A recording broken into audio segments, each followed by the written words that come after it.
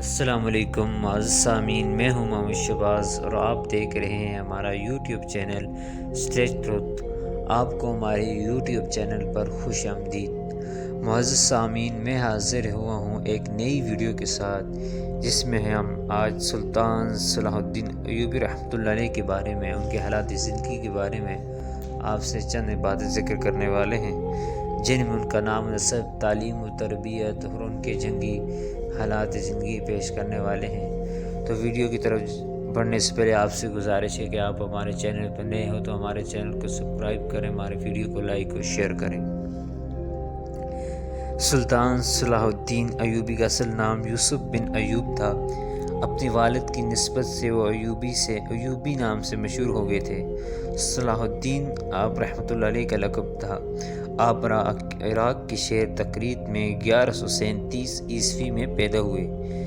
سلطان صلاح الدین ایوبی رحمۃ اللہ علیہ نے اپنی تعلیم دمشق اور بلبک کے شہروں کی مساجد اور مدارس سے حاصل کی۔ اس دور میں عیسائی صلیبیوں نے بیت المقدس پر قبضہ کر لیا تھا اور مسلمانوں کا قتل عام کیا تھا۔ اس وجہ سے مسلمانوں کے دلوں میں عیسائی صلیبیوں کے خلاف نفرت اور غصہ عام ہو گیا تھا۔ اسی نفرت کے جذبات کے نتیجے میں بیت المقدس کو آزاد کرانے کے عزم نے سلطان صلاح الدین ایوبی کی زندگی کا رخ موڑ دیا۔ انہوں نے جنگی تربیت اپنے والد اور اپنے مشہور سپہ سالار چچا اسد الدین شیر کوہ سے حاصل کی۔ اس کے بعد ایک سپاہی اور مجاہد کے طور پر ساری زندگی جہاد میں گزار دی۔ 1169 عیسوی کو اسد الدین شیر کوہ صلاح الدین ایوبی کو ساتھ لے کر مصر گئے، جہاں فاطمی خلیفہ نے اسد الدین شیر کوہ کو اپنا وزیر اور کمانڈر ان چیف تعینات کر دیا۔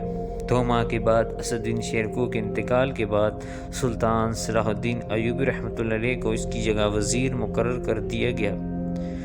1174 عیسوی میں شام کے حکمران نور الدین محمود کے انتقال کے بعد اس کے 11 سالہ بیٹے ملک صالح کو تخت پر بٹھایا گیا۔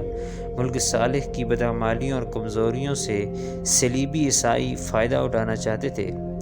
اس خطرے کے پیش نظر سلطان صلاح الدین ایوبی نے شام کی طرف پیش قدمی کی اور شام پر اپنی گرفت مضبوط کر لی۔ آپ نے ملک صالح کو مزدور نہیں کیا، بلکہ ان کو اقتدار پر رہنے دیا۔ 1182 عیسوی میں ملک صالح کے انتقال کے بعد تمام ریاستوں نے سلطان صلاح الدین ایوبی کو اپنا حکمران مان لیا۔ صلیبی حکمران رینالڈ فلسطین کے مسلمانوں سے مسلسل معاہدوں کی خلاف ورزی کر رہا تھا اور مسلمانوں کے قتل عام میں ملوث تھا۔ اس لیے سلطان صلاح الدین ایوبی رحمۃ اللہ علیہ نے فلسطین کو صلیبی عیسائیوں سے آزاد کرانے کے لیے فلسطین کی طرف پیش قدمی کی۔ صلیبیوں نے سارے یورپ سے افواج جمع کی۔ اس میں برطانیہ کا مشہور سپہ سالار رچرڈ، جو شیر دل کے نام سے مشہور تھا، بھی شریک ہوا۔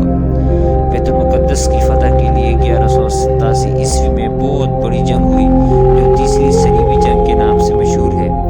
اس جنگ میں سلطان صلاح الدین ایوبی فتح یاب ہوئے اور صلیبیوں کی متحدہ طاقت کو زبردست شکست ہوئی۔ فلسطین صلیبیوں کے قبضے سے آزاد ہو گیا۔ سلطان نے فلسطین کے تمام عیسائیوں کے لیے عام معافی کا اعلان کر دیا اور ان کے نوجوانوں اور سپاہیوں پر جزیہ لاگو کر دیا۔ ان کے بوڑھوں اور معذوروں کا جزیہ خود ادا کیا۔ سلطان کے اس حسن سلوک سے بہت سے عیسائی مسلمان ہو گئے۔ سلطان صلاح الدین ایوبی رحمۃ اللہ علیہ نہ صرف ایک عظیم فاتح اور سپہ سالار تھے، بلکہ ایک اچھے اور بہتر منتظم بھی تھے۔ انہوں نے مصر سے لے کر فلسطین تک پھیلی ہوئی سلطنت کو ایک فلاحی ریاست بنا دیا تھا۔ اپنی ساری دولت غریبوں اور مسکینوں کی مدد کے لیے لٹا دی۔ زندگی نہایت سادگی سے بسر کرتے۔ یہی وجہ ہے کہ سلطان ہوتے ہوئے بھی کبھی زکوٰۃ کے نصاب کے مالک نہیں ہوئے اور نہ کبھی حج جا سکے، یعنی کہ ان کے پاس اتنی دولت نہ تھی کہ ان پہ کبھی حج فرض ہوتا۔ زندگی نہایت سادگی سے بسر کرتے۔ یہی وجہ ہے کہ سلطان ہوتے ہوئے بھی کبھی زکوٰۃ کے نصاب کے مالک نہیں ہوئے۔ بے شمار اسپتالیں، کتب خانے، سراہیں اور تعلیمی ادارے قائم کیے، جن کے کچھ آثار ابھی تک قائم ہیں، جو کہ مصر کے شہر قاہرہ میں ان کی باقیات ابھی بھی باقی ہیں۔ آپ اعلیٰ اخلاق اور کردار کے مالک انسان تھے۔ رچرڈ جیسا دشمن جب بیمار ہوا تو آپ اس کی مزاج پرسی کے لیے چلے گئے۔ یہی وہ اخلاق تھا جن کی وجہ سے رعایا ان سے بے پناہ محبت کرتی تھی اور دشمن بھی ان کی عزت کرتے تھے۔ دنیا کا یہ عظیم فاتح، سپہ سالار اور بہترین حکمران 1193 میں 56 سال کی عمر میں بخار کی بیماری میں دمشق میں انتقال کر گیا۔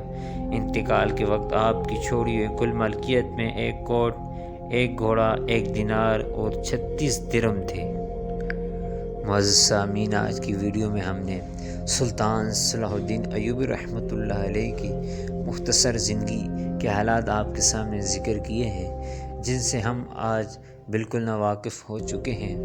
تو معزز سامعین، اللہ پاک سے دعا ہے کہ اللہ پاک ہم کو ان کے نقش قدم پر چلنے کی توفیق نصیب فرمائے اور ان کی قبر پر کروڑوں رحمتیں نازل فرمائے۔ تو آپ کے ساتھ انشاءاللہ نیکسٹ ویڈیو میں ملاقات ہوگی۔